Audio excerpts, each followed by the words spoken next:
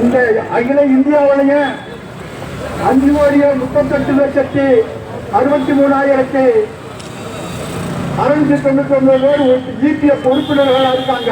அதுல 2024 மார்ச் முடிய 81,50,000 பேர் இபிஎஃப் பென்ஷன் வாங்குறாங்க. இந்த 81,50,000 பேர்ல 49,10,000 பேரு 600 to 1,500 வாங்கிட்டு இருக்காங்க. 18,69,000 பேரு 1,500 to 3,000 வாங்கிட்டு இருக்காங்க.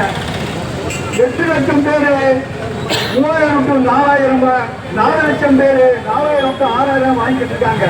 ஆனால் நம்மளுடைய பென்ஷன் மூலதனம் 2024 மார்ச் கணக்கு பிரகாரம் 9,09,000 கோடி இருக்குது. இந்த 9,09,000 கோடிக்கு ஒரு வருடத்துக்கு, அதாவது 12 மாசத்துக்கு வட்டி 59,500 கோடி இருக்கு. அந்த 59,500 கோடியில என்ன வந்தீங்க?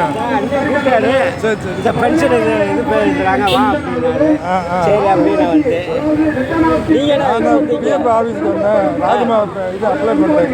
சரி சரி சரி கூட்டம் நடந்துச்சு, கலந்துக்கிறோம். சரி சரி சரி சரி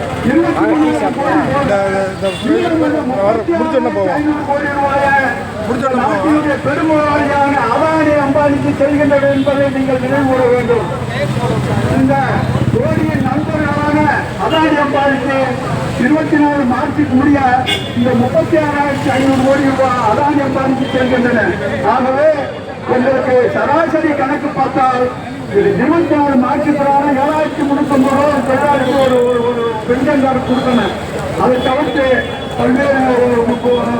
பல்வேறு இடர்கோடுகளை செய்த இந்த அரசாங்கம், இந்த மோடி அரசாங்கம் நம்மளை தொழிலாளர்களுக்கு பாதுகாப்பு வழிவகை நம்ம நடத்துகிறது என்பதை நான் கேட்டுக்கொண்டு, பேசுறதுக்கு நிறைய பேச வேண்டியிருக்கிறதுனால இருந்தாலும் சோழனுடைய தலைவருடைய கட்டுப்பட்டு ஏன் கேட்கிறேன்.